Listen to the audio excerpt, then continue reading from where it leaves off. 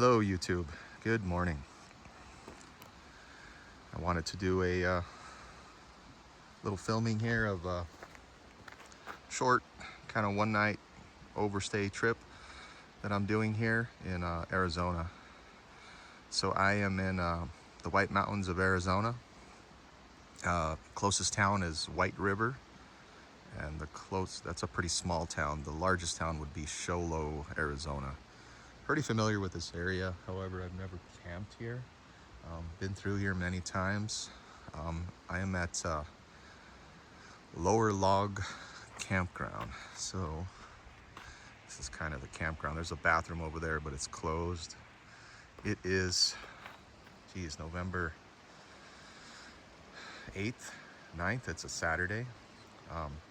This is a beautiful spot because I'm right by the river, creek, whatever you want to call it. Let me pan out here.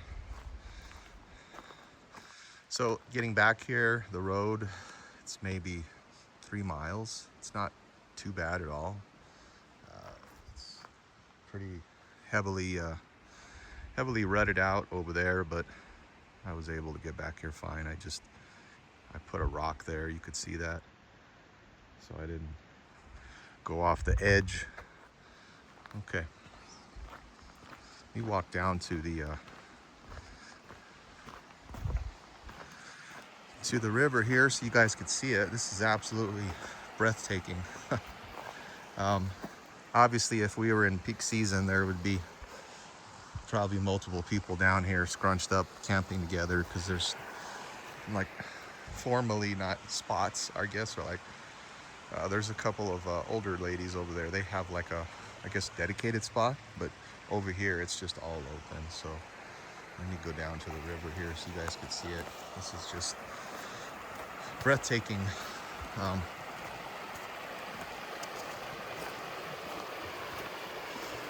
It's running pretty good. So I don't know how high this gets. Say late spring, when the runoff comes. Right now being like mid-November, it's running, not too bad. Oh, here comes a car. This is the first car I've seen. Turn. Interesting. I didn't know. So I got here late last night at like 7 o'clock at night. So I could only go off so much with my headlights. I had to get out and walk the road a lot just because I didn't want to hit a tree. Yeah. Just be careful when you guys do that. You pull in at night. Don't rely on your headlights because you don't really have your side views, your peripheral vision per se. So just get out and walk the road. So yeah, I set up my camping chair over here and I've just been hanging out. I mean, this is just beautiful fall conditions. So speaking of that, we are way above normal in the Southwest, New Mexico, Arizona, and I'm headed out to visit my mom in Mesa. So I decided to make a camping trip out of this. So the camper is not winterized, and it's fine. I'll talk about that in a minute, but just wanted to capture some more footage. And I wanted to talk about these trees here just shortly. Like I said, I'm kind of into trees. So these are oaks, these looks like the same species of oak that we have in New Mexico, the Gamble, but this guy also looks like an oak.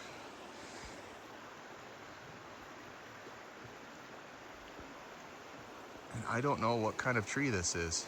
This has to be an oak. But you can see it's not yellowing, it's majestic. I've never seen this type of tree before. So I don't know. This has to be an oak because they're all along the riverbed here. Anyways, enough about that. But yeah, just absolutely beautiful right now. It's like 50 degrees. Walk back to my campground. So definitely recommend this spot. I went to so there's 2 campgrounds. There's an upper and there's a lower. I went to the upper, which is farther, closer to Springerville, Arizona. but halfway down that road, it just got too bad and not a lot of clearance issues.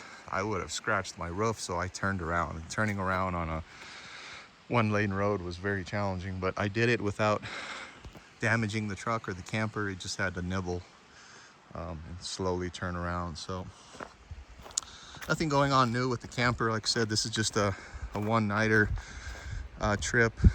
The shower tent, I just put rocks in it, so I'm just going to take a quick shower later this morning and then hightail it out of here.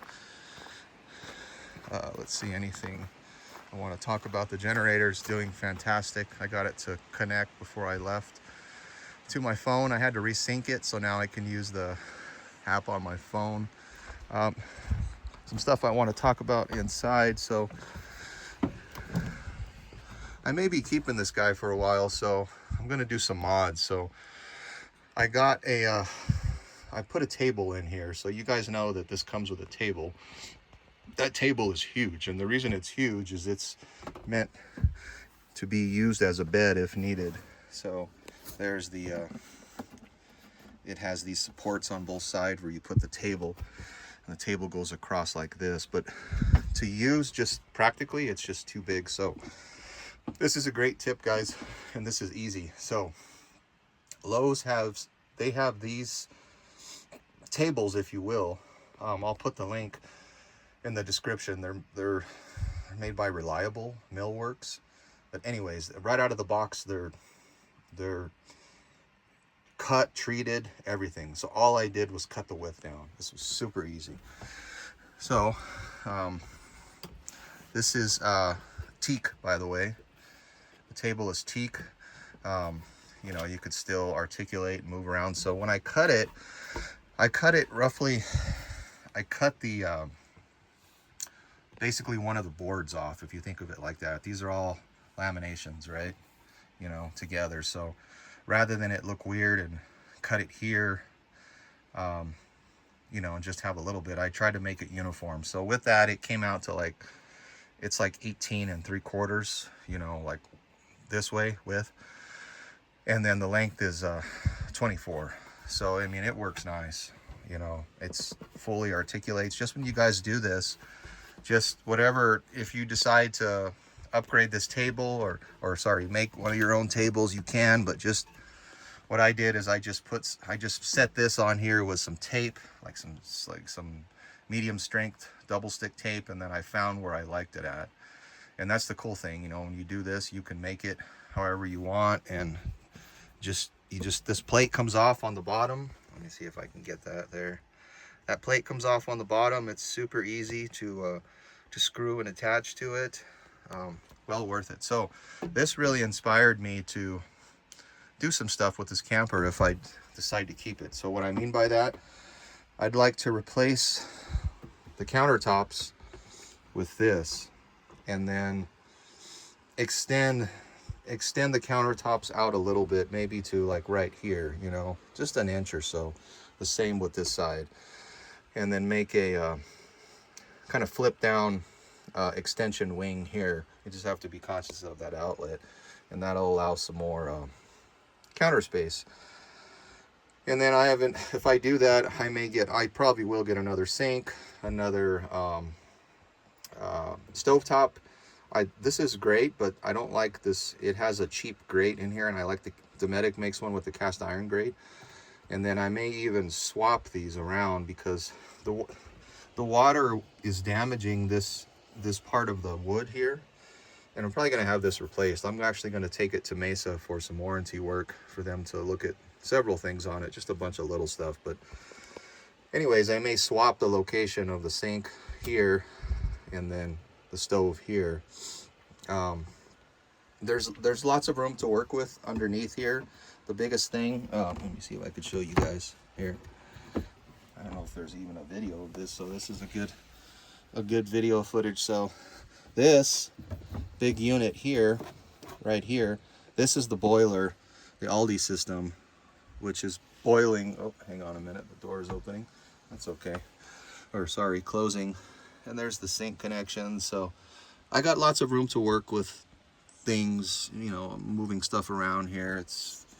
I mean, it'll be a bit of a job. Down here, it's just clusters of electrical and whatnot. There's the water pump. Yeah. Real quick, since I'm in here, you could, the Aldi system, so it's using a, it's probably warm. It's using an automotive grade hose. So when I first got this camper, I went and looked through everything, and I will say that New Camp, man, they, ooh, there's one that's kinked there. I have to fix that. I don't know if that's a vent, but they do good work. Whether everything's tidy in here, doesn't look rushed, you know, so the important stuff, I think they slowed down and really took their time. This guy was a little loose when I got it, so I had to tighten it up for the drain of the sink. Yeah, so that having this table really inspired me to where, man, maybe if I keep this guy, I can do the countertop and make it look really nice and more functional. You know, there's hardly any counter space. And then a lot of the replacement sinks you get, the RV sinks, it comes with a wood cutout already in the sink to extend your countertop. So this one, it's round. I'd have to make it. It's just to be inset, you know, in here, right? It'd just be kind of weird. Yeah, so more of like a flush mount sink. The same with this, just to, you know, have more counter space. I did order some drawers. So I saw one of the guys that has a YouTube channel that has a 620. He put some of the magnetic drawers that kind of come out here, but those are really cheap. They're on magnets. So I ordered some metal drawers. However, they were a little too heavy. So there's a lot of room to mount drawers here. So I'm gonna just build my own. I'll probably do it just the same birch plywood here, and make my own drawers. The other thing I'd like to do is I found a convection microwave that will fit here. There's enough room here. Furrion makes it. That way I can bake. So I can bake a pizza, I can bake whatever, right? Cookies, I can bake in it. So that'll solve my oven problem. So I'm excited about that. That guy's not cheap. That's like $400. I know I spoke about changing out this fridge. One of the obvious things I didn't realize that if I get it down here, then I'm gonna have to redo the toilet in terms of this opening, and the lid of the toilet's not gonna work right. So I'm probably just gonna have to deal with this fridge and then get a small one, like if the wife comes with me again for just traveling, you know, have more refrigerated goods. I did adjust this door. So this jamb here, this jamb needed to come out this way, so it wasn't closing all the way. So I put some spacers. Behind here where this mounts to the plate, and now it's I mean, it is rock solid. The seal is tight all the way. So that was just an oversight on my part and laziness. So I finally fixed it the right way. This is how it should look, guys. If you don't have this, there's so you can see right here, that slot, there's screws that go in. The screws are designed to go in here as close as possible, and that'll tell you that you have that gap correctly. But you don't want like any play in that door when it's closed for heat and security. And it wasn't even latching all the way. So now it's latching like halfway, like it should be. So it's rock solid. It's not going anywhere. So there's some upgrades I want to do. Oh, I did get a paper towel holder. And this is an interesting location I want to put it in. I want to put it right here. Right here. I know the first thing you guys are thinking of, well, how am I going to change the roll? So I'm going to do an insert, two threaded inserts with like a wing nut, and then I could just take this whole thing out of here. But this is a kind of a dead space here. You know, I try to use everything I can. And then the other thing that I was looking at is putting a cabinet right here. There's another gentleman that he built a stand for a TV, but this is wasted space. And this is where I put a lot of my, like, just offloading electronics when I get here, my keys, wedding ring and all that stuff. So I'm just trying to utilize as much space as I can in here.